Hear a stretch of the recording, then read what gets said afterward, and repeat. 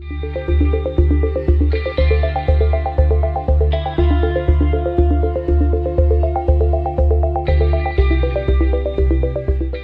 অপরাহ্ন। সবাইকে স্বাগত জানাচ্ছি আমাদের আজকের পডকাস্ট আয়োজনে।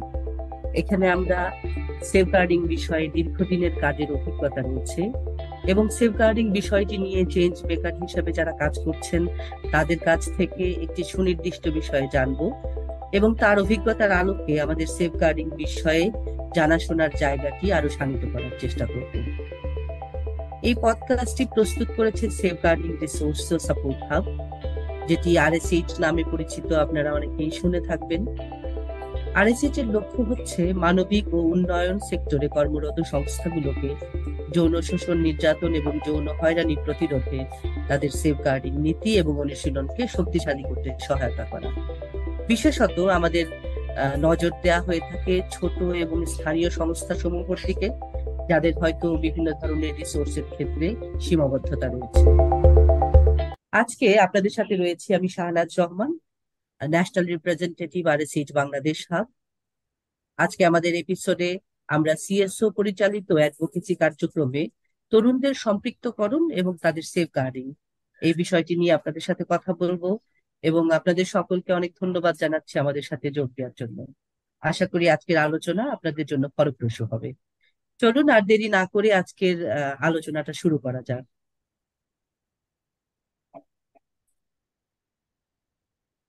আমাদের সাথে আজকে উপস্থিত রয়েছেন Aklima Akter Mili, national safeguarding manager, British council.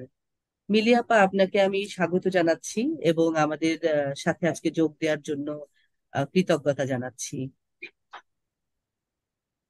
ধন্যবাদ আপা আমাকে সুযোগ করে দেওয়ার জন্য, এবং ধন্যবাদ রিসোর্স আপনি এই সুযোগ করে দেওয়ার জন্য।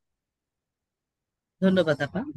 মিলি আপা, আমাদের সাথে আজকে আমাদের যে বিষয়টি আছে যে তরুণদেরকে আমরা কিভাবে সেফগার্ডিং নিশ্চিত করি এবং কিভাবে তারা আমাদের অ্যাডভোকেসি কার্যক্রমগুলোতে অন্তর্ভুক্ত হয় সেই বিষয়টি নিয়ে আমাদেরকে সহযোগিতা করবেন। এই বিষয়টিকে আরো বোঝার জন্য এখানে কোন কোন জায়গাগুলো আছে যেটা আমাদের সতর্কতার সাথে খেয়াল করা দরকার এবং সেফগার্ডিং এর একটা আহ চমৎকার অনুশীলনের জায়গায় সংস্থাকে নিয়ে যাওয়ার জন্য কোন জায়গাগুলো আরো শক্তিশালী করা দরকার। মিলি আপা সম্পর্কে আপনাদের সবাইকে আমি জানাতে চাই যে তিনি এই সেক্টরে কাজ করছেন 16 বছরের বেশি সময় ধরে। তিনি এখন কর্মরত আছেন ব্রিটিশ কাউন্সিলে, বা তিনি বিভিন্ন জাতীয় আন্তর্জাতিক সংস্থায় সেফগার্ডিং বিষয়টি নিয়ে আহ, অভি- খুবই সফলতার সাথে কাজ করেছেন। তার কাজের বড় জায়গা জুড়ে ছিল সেফগার্ডিং বিষয়ে সংস্থার বিভিন্ন লেভেলের সকলকে সচেতনতা বৃদ্ধির জন্য প্রশিক্ষণ প্রদান করা এবং এই প্রশিক্ষণ প্রদান করার জন্য প্রয়োজনীয় উপকরণ তৈরি করা।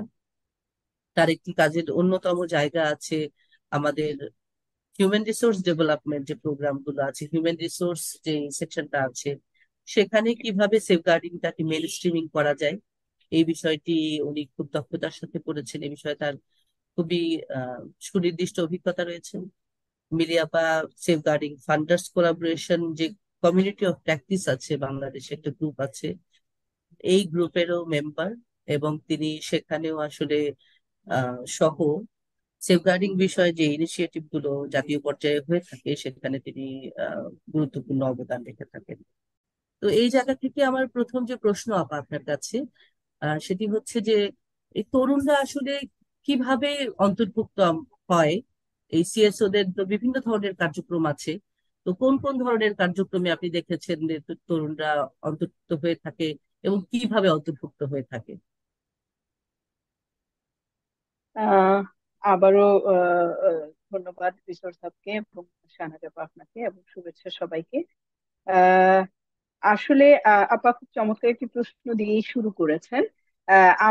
আমি যদি বলি যে আসলে অ্যাডভোকেসি বা কোনো ধরনের ইনফ্লুয়েন্সিং অ্যাক্টিভিটি যেটা তাদের অধিকার আদায়ের জন্য ইয়াং পিপলরা করে থাকে, সেটার দুইটা রকম আছে। এটা আমরা সবাই জানি যে একটা ইন্টারন্যাশনাল ন্যাশনাল ফোরামে, এবং আরেকটা হচ্ছে যে লোকাল একদম কমিউনিটি বেসড অ্যাডভোকেসি, বা কমিউনিটিতে যে যে জায়গাগুলো তাদের অধিকার গুলো আদায় করার সুযোগ আছে, বিভিন্ন কারণে তারা হয়তো পাচ্ছে না, সেই জায়গাগুলোকে এনশিওর করা। তো দুই রকমেরই আছে, আবার হতে পারে সেটা জাতীয় এবং আন্তর্জাতিক পর্যায়ে। তো ব্রিটিশ কাউন্সিলে আমি যেটা দেখেছি বা আমার অন্যান্য জায়গায় কাজ করার যে অভিজ্ঞতা, দুইটা অংশেই ইয়াং পিপলরা খুব ভালোভাবে কাজ করছে। যদি কমিউনিটি বেসড অ্যাডভোকেসির কথা বলি, তাহলে অনেক ধরনের ইস্যুতে তারা কাজ করছে। তো সেখানে আমরা দেখছি যে কমিউনিটি ক্লিনিকটা যাতে কাজ করে, ক্লাইমেট, মানে জলবায়ু পরিবর্তনের ফলে যে ইম্প্যাক্ট গুলো হচ্ছে সেই বিষয়গুলো নিয়ে তারা কখনো কাজ করছে, কখনো কাজ করছে জেন্ডার বেস ভায়োলেন্স কে প্রতিহত করার জন্য, শিশু বিবাহকে প্রতিরোধ করার জন্য। তো এই ধরনের ইস্যুগুলোতে তারা আসলে স্থানীয় পর্যায়ে কাজ করছে, এবং অবশ্যই জাতীয় পর্যায়ে বা আন্তর্জাতিক পর্যায়ে আমি খুব দেখছি যে যে ট্রেনটা এখন, তারা খুব জলবায়ু সচেতন এবং এই জায়গাটাতে বেশ ভূমিকা রাখছে। এবং জলবায়ুর সাথে শুধু কিন্তু জলবায়ু পরিবর্তনের ফলে যে ইম্প্যাক্ট গুলো কমিউনিটিতে পড়ছে, এবং এখানে আবার যে জেন্ডারের বিষয়টা আছে, নারী পুরুষ নির্বিশেষে আবার দুই রকমের সমস্যা, তো সেই জায়গাগুলো নিয়েও তারা কাজ করছে। তো এখানে আমি যদি একটু বলি যে আমাদের যেহেতু ব্রিটিশ কাউন্সিল আমি এই মুহূর্তে আছি, আমার খুব রিসেন্ট অভিজ্ঞতা যেটা বলে যে এই যে তাদের এই ইস্যুগুলোতে তাদের কাজ করার জন্য উদ্বুদ্ধ করার যে ব্যাপারটা, সেটা হচ্ছে যে আসলে যদি আমরা তাদেরকে খুব স্পষ্টভাবে এই ভিশন মিশনের সাথে অ্যালাইন করতে পারি, কাজটি করলে আসলে এই অ্যাকশনটি নিলে বা এই প্রজেক্টটি ইমপ্লিমেন্ট করলে, এই সোশ্যাল অ্যাকশন প্রজেক্টটি করলে এই এই কমিউনিটির কি লাভ, রাষ্ট্রের কি লাভ, স্পেশালি ইয়াং পিপলদের কোন ইন্টারেস্টের সাথে এই বিষয়টা যায়, তারা কিভাবে বেনিফিটেড হবে, এই জায়গাগুলো যদি আমরা তাদেরকে খুব স্পষ্টভাবে জানাতে পারি এবং লিডারশিপটা যদি ইয়াং পিপলের কাছে থাকে, এবং আম, তারা যদি একটা একটা ডায়লগের মধ্য দিয়ে সবসময় আমরা তাদের সাথে যেতে পারি, তাহলে তারা খুব ভালোভাবে ওনারশিপ নিয়ে দক্ষতার সাথে আসলে এই অ্যাক্টিভিটি গুলোকে রান করতে পারে এবং কাঙ্ক্ষিত লক্ষ্যে পৌঁছাতে পারে। তো ধন্যবাদ আপা। এর জি, জি আপা, আপনি কি আরো কিছু অ্যাড করতে চাইছিলেন? আমার কাছে মনে হয় যে আসলে অপারেশনাল কিভাবে তাদেরকে আসলে আমরা কানেক্ট করি, আসলে অনেক হুম ইয়াং হুম। পিপলরা এখন এই মুহূর্তে আম, আমরা দেখছি যে অন্যান্য সময়ের তুলনায় সোশ্যাল মিডিয়ার কারণে হোক বা তাদের ইনফরমেশন নলেজের জায়গাটা অনেক ইমপ্রুভ হওয়ার কারণে তারা নিজেরাই অনেকগুলো নেটওয়ার্ক বা ছোট ছোট করে ক্লাবের মতো করে আছে, অ্যালায়েন্সের মতো করে আছে, নেটওয়ার্কের মতো করে আছে। সো যাদের এক্সিস্টিং যে নেটওয়ার্ক গুলোকে আসলে আমরা কানেক্ট করার চেষ্টা করি, এবং সেটাই বেশি খুব কাজে দেয়। এবং যে প্রাতিষ্ঠানিক জায়গাতেও যদি আমরা কানেক্ট করার চেষ্টা করি, ইউনিভার্সিটি কলেজ এই জায়গাগুলো থেকে তাদেরকে আসলে মোবিলাইজ করা যায় খুব সহজেই। তো এই ছিল আমার আপা প্রথম আপনার প্রশ্নের রেসপন্স। এ পর্যায়ে আপনি যেটা বলছিলেন একটু আগেই, যে একটা কনসার্ন রেজ করলেন যে কিন্তু সেটা যদি যথার্থভাবে না হয় তখন আসলে ঝুঁকি থেকে যায়। তো সেই জায়গা থেকে একটু আমি জানতে চাই যে আপনি তরুণদেরকে এনগেজ করার ক্ষেত্রে আসলে এখানে তো আমরা বাংলাদেশে যদি বলি এনজিও বা লোকাল সংস্থা বা ক্লাব তাদের মাধ্যমে এনগেজ হওয়ার সংখ্যাটা অনেক বেশি। আমরা অনেকে আসলে এখানে কাজ করি বাংলাদেশের বিভিন্ন উপজেলা থেকে শুরু করে বিভিন্ন পর্যায়ে, জেলা, জাতীয় পর্যায়ে। তো সেখানে আসলে সবার পরিধি, কাজের পরিধি, কাজের কি বলবো এরিয়া এবং সবকিছু একরকম না। কিন্তু দেখা যায় যখন আমরা ভলেন্টারি সার্ভিস দের এনগেজমেন্টের কথা বলি তখন দেখা যায় সেটা খুব সহজে অ্যাচিভ করা যায়। এরকম অনেকেই রাজি হয়ে খুব সহজে হয়তো কমিউনিটি পর্যায়ে তাকে এনগেজও করে।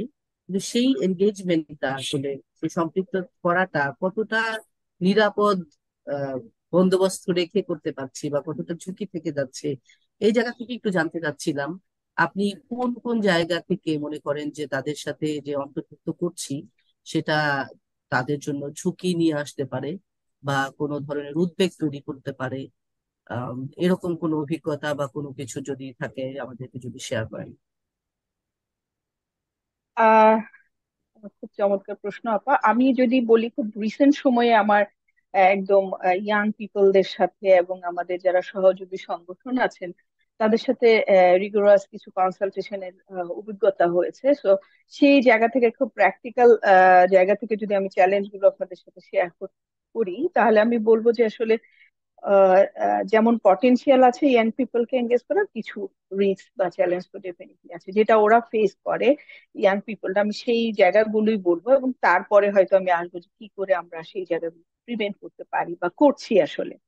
তো আগে যদি আমি চ্যালেঞ্জ গুলো বলি, আসলে একদম প্রথমেই চ্যালেঞ্জ বলবো যে অনেক সময় অ্যাকসেপ্টেন্সই একটা চ্যালেঞ্জ হয়ে যায় ইয়াং পিপলের জন্য। কারণ আমরা এমন একটা কালচারে অভ্যস্ত যেখানে আমরা ফিল করি যে বড়রাই বলবেন, তরুণরা হয়তো শুনবে, ফলোয়ার হবে, এবং বড়রাই সিদ্ধান্ত নিবে। তরুণদের মানে সিদ্ধান্ত গ্রহণ প্রক্রিয়ায় তরুণদের অংশগ্রহণের কালচারটা এখনো প্রতিটা পরিবারে, প্রতিটা সমাজে, প্রতিটা প্রতিষ্ঠানে মানে একদমই আমরা ইমপ্লিমেন্ট করতে পারছি বলা যাবে না, বাট কিছু ক্ষেত্র বিশেষে, কিছু ব্যক্তি বিশেষে সেই জায়গায় একটু ব্যতিক্রম আছে।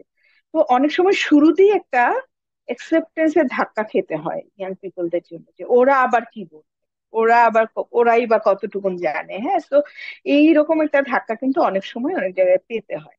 এরপরে যদি আসি যে আবার জেন্ডার ইস্যুতে, যেমন ধরেন আমি একটা এক্সাম্পল দিয়ে যদি বলি যে আমরা বাজার, আমাদের একটা তরুণ নেতৃত্বের দল হয়তো জলবায়ু পরিবর্তনে কাজ করছে, তারা পলিথিন টাকে রিমুভ করতে চাচ্ছে, কমাতে চাচ্ছে পলিথিনের ব্যবহারটা। তো তারা যখন দলবদ্ধভাবে কোনো একটা বাজারে যায়, আমাদের কনটেক্সটে এখনো বাজারে মেয়েদের অ্যাকসেপ্টেন্স বা ওই বাজার কমিটি বা যারা বিক্রেতা আছেন, তারা ওই দলের দলনেত্রী যদি দলনেতা যদি একজন নারী হন, তাহলে তার কথা শোনার চেয়ে ওই দলের আরেকজন জুনিয়র ছেলে বা মেয়ের কথাটা আরো বেশি গুরুত্ব দিয়ে শোনে। তো এই জায়গাতে, নট, আমি একটা বাজারের এক্সাম্পল দিলাম, আরো বড় পরিসরে বিভিন্ন ফোরামে যখন তারা কথা বলতে চায়, অনেক জায়গায় এই জেন্ডার বা সেক্সুয়াল এই ওরিয়েন্টেশনটাও তাকে কিন্তু নারীকে এক ধরনের বাধাগ্রস্ত করে। এর বাইরে আমি যদি আরো বিষয় আনি, যেমন যে ইস্যুতে তারা কাজ করে সেটাও অনেক সময় বড় চ্যালেঞ্জ হয়ে যায় তাদের জন্য। যেমন ধরেন তারা যদি হিজড়া কমিউনিটির সাথে কাজ করে, তাদের ট্রান্সজেন্ডার আমরা যাদেরকে বলি, তাদের অধিকার আদায়ের জন্য যখন তারা কাজ করতে যায়, তখন ট্রান্সজেন্ডারদের প্রতি আমাদের কমিউনিটির যে ট্যাবু, যে স্টিগমা রয়ে গেছে, সেটা কিন্তু তখন এই ইয়াং পিপলের এই উদ্যমী দলটার প্রতিও জনমানুষ দেখানো শুরু করে। তারা এমন ভাবে হয়তো তাকায় যে, আমি শুনছিলাম আমার একজন দলনেতা, তরুণ দলনেতা বলছিলেন যে আপা, তখন মনে হয় এমন ভাবে একটা লুক দেয় যে আহ, আমরাই ট্রান্সজেন্ডার, বা আমরা তাদের সাথে চলাতে আমরা অচ্ছুত হয়ে গেছি, আমরা একটু আলাদা, আমরা জানি মানে সমাজ থেকে বিচ্ছিন্ন, এরকম একটা জিনিস সবার মনোভাবে মনে হয়। কেউ কেউ হয়তো বলেই ফেলে, কেউ কেউ এরকম একটা তাকান বা এরকম মন্তব্য ছুড়ে দেন, যেটা তাদের জন্য খুবই এম্বারেসিং হয় এবং তারা অনেক সময় লো ফিল করতে শুরু করে। এই তো গেল। আরো যদি বলি যে অনেক সময় যেটা বলছিলাম যে তারা যেহেতু জাতীয় আন্তর্জাতিক পর্যায়ে বা কমিউনিটি পর্যায়ে বিভিন্ন প্রোগ্রাম করে, ইভেন্টে অংশগ্রহণ করে, এই ক্যাম্পেইন বা এই অ্যাডভোকেসি ইস্যুটিকে সামনে নিয়ে আসার জন্য, অনেক সময় মোবিলিটিও তাদের জন্য প্রবলেম হয়ে যায়। যে স্পেশালি মেয়েরা যখন বাইরে বেরোতে চায়, সে দেশের প্রান্তে থেকে হয়তো রাজধানীতে আসবে অথবা দেশের বাইরে কোথাও যাবেন, তখন অনেক সময় পরিবার বাধা দেয়, অনেক সময় কমিউনিটি থেকে বিভিন্ন পরিবার এগ্রি করলো, পাশের বাসা থেকে হয়তো তাকে বিভিন্ন কথা শুনতে হয়। তো এই যে বিষয়গুলো, এগুলো অবশ্যই চ্যালেঞ্জ।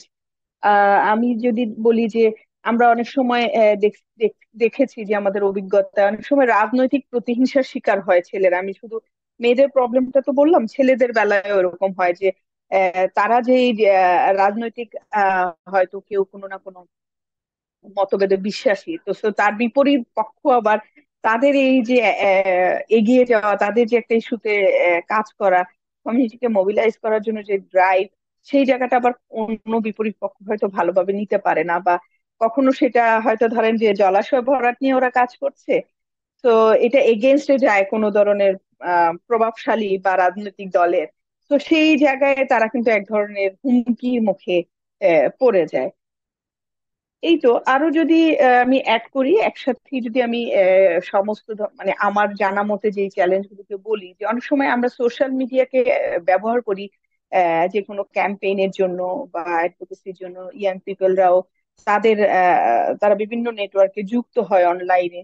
তো এই অনলাইনে আসার মধ্য দিয়ে যেমন আমাদের খুব পজিটিভ একটা জায়গা হয়েছে যে আমরা খুব সহসাই সারা বিশ্বকে এক করতে পারি, সারা দেশকে এক করতে পারি। আবার অনেক ধরনের চ্যালেঞ্জের মধ্যেও আমাদের এই ইয়াং পিপলরা পড়ে যান। আমরা অনলাইন হ্যারাসমেন্টের কথা জানি, এবং এটা ইয়াং পিপলদের অনেক বেশি বিব্রত করে। হ্যাঁ, তো এটা অনেক সময় তাদেরকে খুব বাজে অভিজ্ঞতা দেয়। অনেক সময় এটার জন্য তাদেরকে হয়তো এই নেতৃত্বের জায়গা থেকে, এই ভালো কাজটি থেকে সরে যেতে পরিবার বাধ্য করে, বা তারা নিজেরাই অনেক ধরনের সাইকোলজিক্যাল প্রবলেমের মধ্যে দিয়ে যায়। তো আমি দেখেছি যে মোরলেস এই ধরনের চ্যালেঞ্জ গুলো আমাদের আছে আমাদের ইয়াং পিপলদের নিয়ে যখনই আমরা কাজ করতে যাই।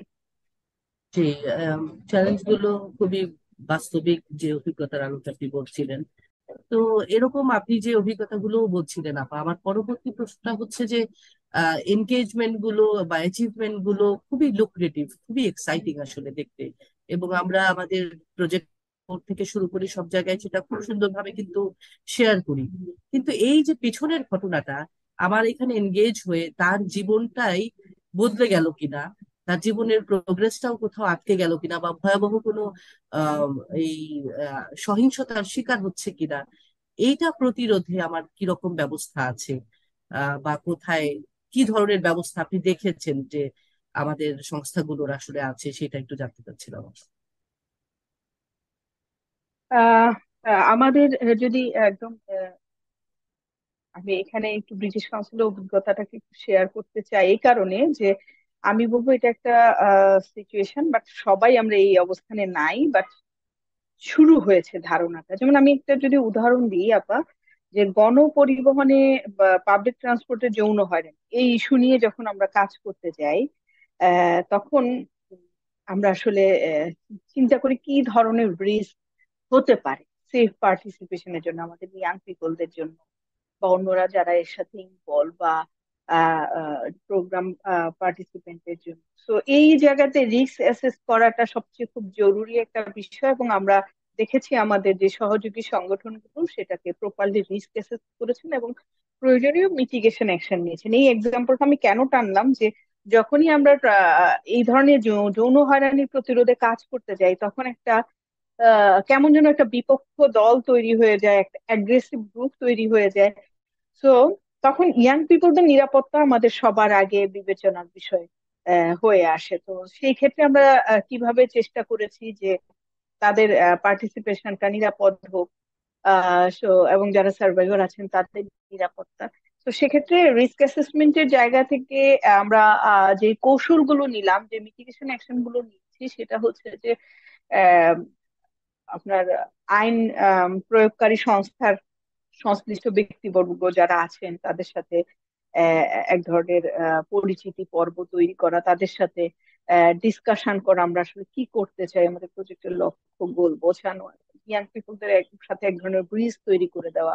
শুধু আইন প্রয়োগকারী সংস্থা না, ওখানকার যারা গণ্যমান্য ব্যক্তি আছেন, প্রতিষ্ঠান প্রদান আছেন, তো তাদের সাথে এক ধরনের আহ, যোগাযোগ তৈরি করে দেওয়া। তো এই যোগাযোগটা অনেক তাদেরকে হেল্প করে, তাদের জন্য মানে সাপোর্টের জায়গা নিশ্চিত করে, যাতে করে তারা খুব সাহসের সাথে দুর্দান্ত ভাবে পারফর্ম করতে পারে। তো এই পজিটিভ একটা কানেকশন তৈরি করা, তাদের চারপাশে একটা নিরাপত্তা বলয় তৈরি করে দেওয়া, যেটা তাদেরকে হেল্প করে।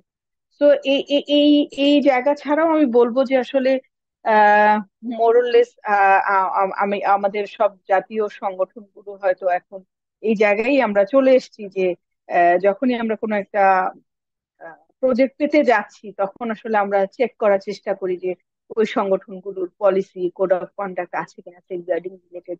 অ্যাটলিস্ট না থাকলেও তারা যারা দাতা সংস্থা তাদের পলিসি গুলোকে ফলো করছেন। আহ, বা আমাদের অভিজ্ঞতা যেটা আমরা করি যে সেখানে আমাদের কন্ট্রাক্ট লেটার বা এমইউ যেটা হচ্ছে, সেখানেও সেফগার্ডিং এর কথাটা আমরা খুব জোরে সোরে রাখি, এবং তাদের সাথে ওরিয়েন্টে স্টাফ রিক্রুটমেন্টের জায়গায় আমরা যখন যাই তখন সেটাকে খুব সেফার করার জন্য রেফারেন্স চেক করা, পূর্ববর্তী অর্গানাইজেশনে তারা পারফরমেন্স কেমন ছিল, তার এগেনস্টে কোনো ডিসিপ্লিনারি ইস্যু ছিল কিনা, even British council police verification পর্যন্ত রিকমেন্ড করে এবং সেটা করে, যদিও খুব লম্বা প্রসেস, বাট এটা আমরা করছি।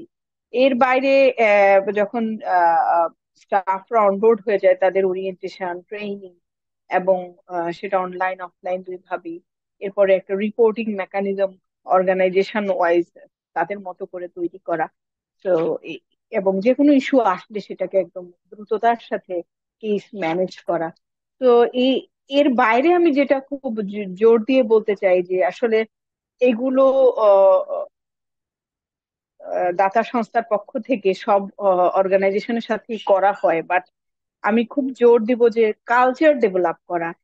প্রত্যেকটা সংগঠন যে তাদের নেতৃস্থানীয় জায়গায় যারা আছেন বা একটু সিনিয়র যারা আছেন, তারা একটা সবাই মিলে বিহেভিয়ার প্যাটার্ন কেমন হবে উইথ আওয়ার কমিউনিটি পিপল, আমাদের কলিগ এবং আমাদের যে সাথে যারা ইয়ার পিপলরা সম্পৃক্ত হচ্ছেন তাদের সাথে আমাদের বিহেভিয়ার প্যাটার্নটা কেমন হবে, আমাদের পার্সোনাল লাইফেও, আমাদের কাজের জায়গায় আমরা কতখানি মানে যা বলছি ডুজ এন্ড ডোন্টস, সেটা আমি আমার পার্সোনাল লাইফে কতখানি রিফ্লেক্ট করছি, আমি কোন ধরনের জোকস কে এন্টারটেইন করছি, আমি কোন ধরনের গেস্টার পোস্টার কে এন্টারটেইন করছি। তো সেই জায়গাটা থেকে দাঁড়িয়ে যদি আমরা আমাদের বিহেভিয়ারে কনফিডেন্সিয়ালিটি রক্ষার ক্ষেত্রে বলেন, আমাদের চালচলনে আমরা যদি খুব সেফ থাকি, তাহলে একটা কালচার তৈরি হয়ে যায়।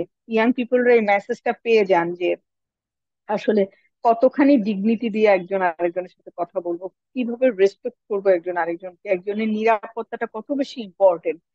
তো এই কালচারটা ডেভেলপ করতে পারা হলো সবচেয়ে জরুরি। হ্যাঁ, তো অনেক সময় দেখা যায় আমাদের পলিসি প্রসিডিওর আছে, বাট সেটা ইমপ্লিমেন্টেশনের জায়গায় প্র্যাকটিসের জায়গায় অনেক সময় ব্যর্থ হয়ে আছে।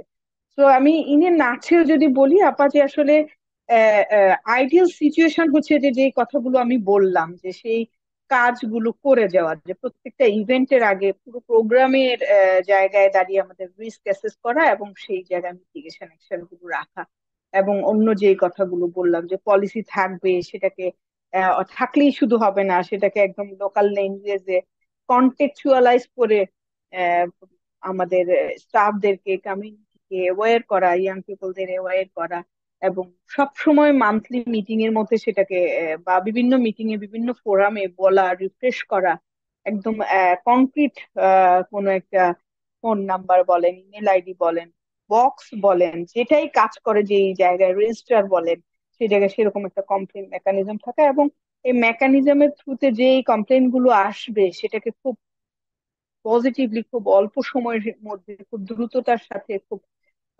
গুরুত্বের সাথে, কনফিডেন্সিয়ালি এবং সার্ভাইভারকে প্রয়োজনীয় সাপোর্ট গুলো এনশিওর করে যদি আমরা কেস ম্যানেজমেন্ট করতে পারি, এবং যেটা বললাম যে আমাদের প্রতিদিনকার আচরণে আমরা যে রেসপেক্টফুল বিহেভিয়ার প্রমোট করতে পারি, এবং আমরা যে এই ব্যাপারে শূন্য সহনশীলতা নীতিতে বিশ্বাসী, সেটাকে রিফ্লেক্ট করতে পারি আমাদের কাজে, তাহলে আসলে পুরো জায়গাটা সেফার হওয়া সম্ভব। এবং সেফ রিক্রুটমেন্ট যেটা বললাম যে খুব আমি দেখছি যে এখন মোটামুটি অনেক অর্গানাইজেশনই, ম্যাক্সিমাম অর্গানাইজেশনে এটাকে ফলো করছে, যে রেফারেন্স চেক, এবং আমরা আরো বেশি এক ধাপে এগোতে চাচ্ছি যে পুলিশ ভেরিফিকেশন হওয়া, এবং রেফারেন্স চেক গুলো যাতে সংশ্লিষ্ট অর্গানাইজেশনের দায়িত্বপ্রাপ্ত এইচআর এর কাছ থেকে আসে, আদারওয়াইজ হয়তো অনেক সময় বন্ধু বান্ধব বা মানে বেস্ট কলিগ, ফ্রেন্ড কলিগের কাছ থেকে আসে। তো সেই জায়গায় অনেক গ্যাপ থাকতে পারে। তো এই জায়গাগুলোতে আমরা যদি কাজ করি আসলে, তাহলে আমি মনে করি অ্যাজ এ অর্গানাইজেশন একটা সেফার এনভায়রনমেন্ট দিতে পারবো। বাট বাস্তবতায় আমি বলবো না যে আসলে আমরা 100% অ্যাচিভ করতে পেরেছি, এখনো আমাদের এই জায়গায় অনেক কাজ করার সুযোগ আছে। আমরা অনেক সময় দাতা সংস্থার চাপে হয়তো পলিসি গুলোকে অ্যাডপ্ট করেছি, পলিসি গুলোকে তৈরি করেছি, কিন্তু আসলে যেটা আমি বলছিলাম যে প্র্যাকটিসের জায়গায় নিয়ে আসার জায়গায় আসলে এখনো অনেক ঘাটতি রয়ে গেছে আমাদের। সেই জায়গাটাতে আসলে আমাদেরকে এখন সবাই মিলে একসাথে কাজ করার সুযোগ আসছে। আরো কিছু কোনো গ্যাপ আমাদের থেকে যাচ্ছে কিনা, যে জায়গাটা আসলে আমরা যখন তরুণদের সাথে এনগেজ হব আমাদের আরো খেয়াল করা দরকার। আহ, যে জায়গাটাতে হয়তো এখনো আমাদের আমাদের এক্সিস্টিং যেসব ইনিশিয়েটিভ আছে সেটার মধ্য দিয়ে হয়তো কাভার হচ্ছে না, এরকম কোনো কিছু আপনি মনে করছেন কিনা? জি আপা, আসলে গ্যাপ তো ডেফিনেটলি আছে, এবং আমি যদি হাইলাইট করি, যে প্রথম গ্যাপটাই আমি দেখতে পাই যে পলিসিকে কন্টেক্সচুয়ালাইজ করা। যে দাতা সংস্থা বললো আমি একটা পলিসি করে ফেললাম, সেটা রেদার যদি এরকম হতো যে আমার দেশের কি আইন, আমার স্থানীয় যে যে বিষয়গুলো আছে সেটাকে কনসিডার করে, নর্মস, স্থানীয় নর্মস গুলোকে কনসিডার করে, অর্গানাইজেশনের স্ট্রেংথ বিবেচনা করে আমাদের উচিত হচ্ছে যে কন্টেক্সচুয়ালাইজ পলিসি ডেভেলপ করা। এবং এই পলিসি ডেভেলপমেন্টে যদি আমরা পার্টিসিপেশন এনশিওর করতে পারি, আমি একদম আইডিয়াল সিনারিওর কথা বলছি, যে কারো চাপিয়ে দেওয়া পলিসি না, আমরা আমাদের ইয়াং পিপলের কাছ থেকে, আমরা যেই জনগোষ্ঠীর সাথে কাজ করি তাদের ভয়েস গুলো যদি শুনি, আমার স্টাফের ভয়েস গুলো যদি শুনি, যে আমরা আসলে কি চাই, কি করলে আমাদের পরিবেশটা নিরাপদ হবে, আমরা নিরাপদে আমাদের কাজগুলো করতে পারবো। হ্যাঁ, তো একজন আরেকজনকে কতখানি রেসপেক্ট দিতে হবে। তো সেই জায়গাটা থেকে দাঁড়িয়ে যদি পলিসি গুলো ডেভেলপ করা যায়, এক কথায় যদি বলি কন্টেক্সচুয়াল পলিসি ডেভেলপমেন্ট, সেখানে ওনারশিপ তৈরি হবে। তখন স্টাফও মনে করবে না আমার উপর চাপিয়ে দেওয়া হচ্ছে, ইয়াং পিপলরাও মনে করবে না যে আমাকে ডোমিনেট করার চেষ্টা করা হচ্ছে।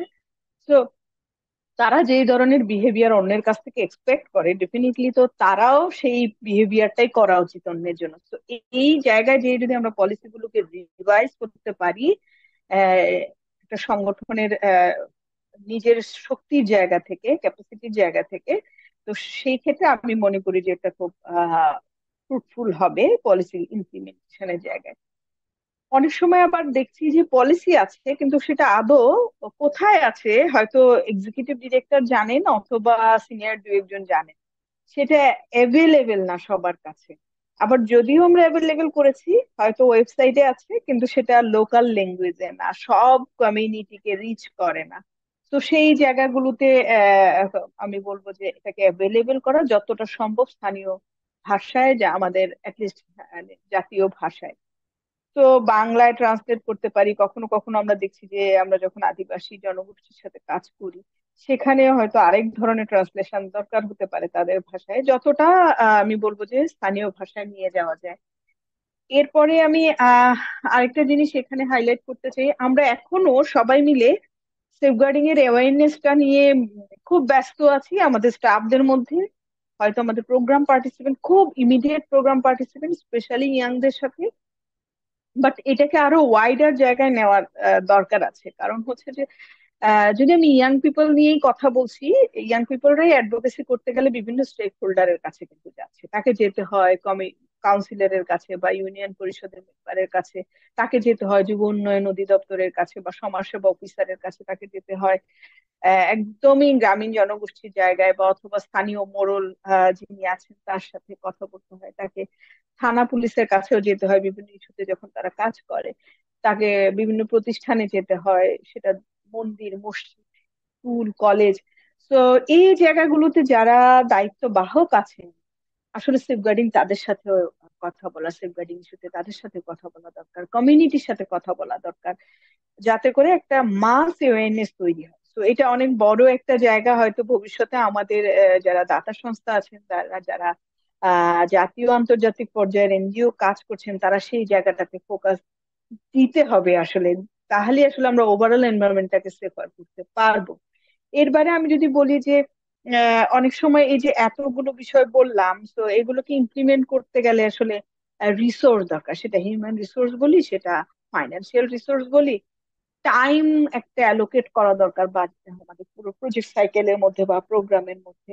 তো সেই অ্যালোকেশনটা যথাযথ আছে কিনা, তো শুরুর দিক থেকেই না, একটা প্রজেক্ট হয়ে যাওয়ার পরে আসলে সেখানে কাজ করার আগে যদি রেদার আমরা শুরুতেই প্রজেক্টের ডিজাইনে এই সেফগার্ডিং এর ভাবনাটাকে নিয়ে আসি এবং রিসোর্স অ্যালোকেশন প্রপারলি করি, তাহলে হয়তো এই গ্যাপটা এখনো রয়ে গেছে, এই গ্যাপটাকে মিটিগেট করতে পারলে আরো বেটার রেজাল্ট পাবো আমরা। এছাড়া আমি দেখেছি যে সেফগার্ডিং নিয়ে আমরা যতই কথা বলি, রিপোর্টিং নিয়ে একটা কেমন যেন জুজুগুড়ির ভয় আছে এখনো আমাদের স্থানীয় সংগঠনগুলোর মধ্যে।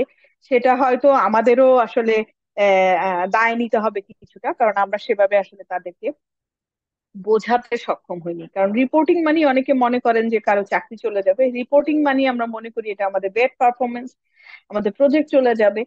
আসলে কিন্তু রিপোর্টিং মানে তা না। রিপোর্টিং মানে হচ্ছে রিপোর্ট হওয়া মাত্রই আমরা যাতে, যিনি এই ঘটনার শিকার, ক্ষতির শিকার, তাকে রক্ষা করা, তাকে প্রয়োজনীয় সাপোর্ট গুলো দেওয়া, যাতে করে আবার সেই ক্ষতির মধ্যে দিয়ে না যায়, এবং যে ক্ষতিটা হয়েছে সেটাকে কিছুটা হলো পুষিয়ে ওঠা যায়।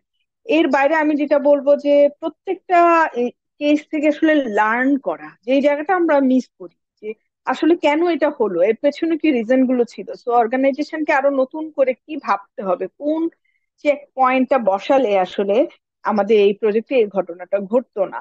সো এবং যদি এই জায়গায় দাতা সংগঠন এবং যারা আমরা ইমপ্লিমেন্টিং অর্গানাইজেশন আছি, তারা যদি হাতে হাত রেখে কাজ করি, তাহলেই আসলে ফার্দার আমরা আমাদের environment-টাকে সেফার করতে পারি।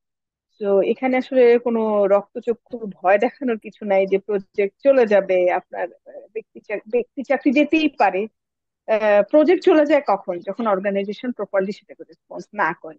তো আমরা যদি ওইভাবে এটাকে লুকোচুরি, ভয়, ধামাচাপার জায়গায় না যেয়ে দুই পক্ষ পার্টনারশিপ মানে ট্রু পার্টনারশিপে আগাই, যে আসলে কোথায় আমাদের গ্যাপ ছিল, আমরা কি রিস্ক অ্যাসেসমেন্টে ভুল করেছি, আমরা কি অ্যাওয়ারনেস দিতে ভুল করেছি, আমাদের পলিসি কি আবার রিভিউ করা দরকার, না আমরা ইভেন্টটা ঠিক জায়গায় করিনি, ঠিক সময়টাকে সিলেক্ট করিনি, পার্টিসিপেশন সিলেকশনে কোথায় গ্যাপ ছিল, আমরা কি ইভেন্টের আগে আর কি কি পদক্ষেপ নিতে পারতাম যে এই ঘটনাটাকে প্রিভেন্ট করার জন্য। তো এই লার্নিং গুলোকে আসলে যদি আমরা নিই না, এখনো এই জায়গাটায় অনেক গ্যাপ আছে। তো এই লার্নিং গুলো যদি নিয়ে আমরা ফার্দার আমাদের গ্যাপ গুলোকে ফুলফিল করতে পারি, তাহলে খুবই ভালো হতো। তো আমি রিপোর্টিং এর জায়গায় জুজুগুড়ির ভয়টাকে আসলে একটা বড় গ্যাপ হিসেবে দেখছি, এবং এটা ইমপ্রুভ করার জন্য আসলে দুই পক্ষের, দাতা এবং ইমপ্লিমেন্টিং পার্টনার, দুইজনের জন্যই আমি বলবো যে খুব জরুরি একটা বিষয়। এবং আমি বলবো যে আসলে যেরকম রিসোর্স হাবকে আমরা পেয়েছি, এটা আমি বলবো যে খুবই একটা পজিটিভ সাইন আমাদের জন্য। এই ধরনের ন্যাশনাল কিছু অর্গানাইজেশন দরকার, যারা আসলে স্থানীয় সংগঠনগুলোকে ক্যাপাসিটাইট করবে, অর্গানাইজেশনাল ক্যাপাসিটি ডেভেলপমেন্ট। শুধুমাত্র একটা প্রজেক্টকে কেন্দ্র করে দুই তিনটা ওরিয়েন্টেশন না, আসলে একটা অর্গানাইজেশন সেফ হইতে গেলে কি কি ধরনের ইস্যুস গুলোকে তারা কনসিডার করবে, রিস্ক মিটিগেট করার চেষ্টা করবে, এবং তাদের প্রয়োজনীয় সেই স্কিল গুলো তৈরি করবে। তারা একটা ইনভেস্টিগেশন যদি করতে হয়, কিভাবে করতে হয়, তাদের পলিসি ডেভেলপমেন্টের জায়গাটা, রিভিউর জায়গাটা, অর্গানাইজেশনের একদম টপ লেভেল লিডারশিপের যে জায়গায় সেই বিষয়গুলোকে তুলে ধরা, মানে অ্যাকাউন্টেবিলিটির কথাটা বলছি। তো এই যে অর্গানাইজেশনাল ক্যাপাসিটি ডেভেলপমেন্টের জন্য এবং কমিউনিটির মাস অ্যাওয়ারনেস এর জন্য প্রচুর ম্যাটেরিয়াল দরকার, রসদ দরকার। তো এই জায়গায় যদি কোনো আমাদের সংগঠন দরকার, আরো রিসোর্স কে আমরা লম্বা সময় পেতে চাই, বা এই ধরনের আরো সংগঠন চাই যারা আসলে এই ক্যাপাসিটি ট্রান্সফার করার কাজ করবেন, এবং স্থানীয় এবং জাতীয় নেটওয়ার্ক দরকার সেফগার্ডিং এর জন্য, যাতে করে আমরা আমাদের লার্নিং গুলোকে, বেস্ট প্র্যাকটিস গুলোকে শেয়ার করতে পারি। তো এই দেখছি আমি ধন্যবাদ আপা আপা। আপাতত যে কি করে ইমপ্রুভ করতে পারি। জি, আপনি যথার্থ ভাবেই বলেছেন আপা, অনেক ধন্যবাদ। এবং এখানে একটা বড় চ্যালেঞ্জ যেটা আপা বলছিলেন, যে আমাদের কন্টেক্সচুয়ালাইজ রিসোর্স গুলো নাই। আমরা যে বিষয়টাকে সহজ করে বলবো, বুঝবো, সেই জায়গাটা একটা চ্যালেঞ্জ আছে। তো আপনারা রিসোর্স এবং সাপোর্ট হাবকে এখানে ব্যবহার করতে পারেন। আমরা চেষ্টা করি লোকাল এবং কন্টেক্সচুয়ালাইজ রিসোর্সেস গুলো আপনাদের সাথে শেয়ার করার জন্য। তো এখানে আপনারা সেগুলো অ্যাক্সেস করতে পারবেন। আপনারা safeguardingSupportHub.org এই ভিজিট করতে পারেন, এবং সেখানে বাংলাদেশ সাউথ এশিয়া হাবের আন্ডারে দেখবেন বাংলায় রিসোর্স গুলো অ্যাভেলেবেল করা আছে। আপনি আমাদেরকে সরাসরি লিখতে পারেন আমাদের info@safeguardingSupportHub.org, এখানে যে আমাদেরকে সরাসরি লিখতে পারবেন। আমাকেও লিখতে পারেন শাহনাজ.রহমান, এরকম safeguarding resource and support hub, এইভাবে আমাকেও খুঁজে পাবেন। আমি অনেক ধন্যবাদ জানাতে চাই এই পর্যায়ে মিডিয়া পাকে। আপনি আমাদেরকে, আমার মনে হয় যে সবাইকে আসলে যারা আমরা কাজ করছি, এবং অনেক সময় আসলে নিজেও অনেকটা অস্বচ্ছতার মধ্যে থাকি, যে আসলে এটাকে কিভাবে করা যায়, কিভাবে হয়তো এনগেজমেন্টটাকে আরো বেশি ভালো করা যায়। সে জায়গায় নিশ্চয়ই আপনার সাজেশন গুলো আপা সবাইকে উপকৃত করবে, এবং আমরা এই বিষয়গুলো নিয়ে আরো কাজ করে যাব। এবং যদি সুযোগ হয় আমরা একসাথে এরকম সহজে আরো কিছু কি উপকরণ সেক্টরের থাকতে পারে, যেগুলো হয়তো যারা সিএসওরা কাজ করতে চান ওই টুলস টিপ শিটস বা উপকরণগুলো আপনারা যেন ব্যবহার করতে পারেন, সে জায়গায়ও কাজ করব। ধন্যবাদ মিলি আপা আজকে যোগ দেওয়ার জন্য। ডেফিনেটলি আমরা সবাই অনেক উপকৃত হয়েছি আপনার আলোচনায়। ধন্যবাদ আপা, আপনাকে আবারও কৃতজ্ঞতা রিসোর্স হাবকে এই ধরনের একটি আয়োজনে আমাকে সম্পৃক্ত করার জন্য। এবং আমি কৃতজ্ঞতা জানাই আমাদের যে সহযোগী সংগঠন যারা মাঠে থেকে আসলে সরাসরি কাজগুলো করছেন, এবং যারা প্রোগ্রামটির পেছন থেকে তাদেরকে সহযোগিতা দিচ্ছেন। ওভারঅল বাংলাদেশের সকল জাতীয় স্থানীয় সংগঠন যারা আসলে ইয়াং পিপলদের সাথে কাজ করছেন, এবং এই প্রত্যাশা রেখে শেষ করি যে এই প্রত্যেকটি আয়োজন, প্রত্যেকটি কর্মকাণ্ড যাতে নিরাপদ, স্পেশালি তরুণদের জন্য। ধন্যবাদ আপা, আমিও আপার সাথে একমত হয়ে বলতে চাই যে আমাদের তরুণদের সাথে সম্পৃক্ততা যেন নিরাপদ হয় এবং তাদের জন্য ফলপ্রসূ জীবন বয়ে আনে, সামনের ফলপ্রসূ ভবিষ্যৎ যেন নিয়ে আসে। তো এই আহ্বান জানিয়ে সবাইকে আমাদের পরবর্তী এপিসোডের জন্য আমন্ত্রণ জানিয়ে আজকে বিদায় নিচ্ছি। অনেক ধন্যবাদ আমাদের সাথে যোগ দেওয়ার জন্য এবং আমাদেরকে শোনার জন্য। ধন্যবাদ।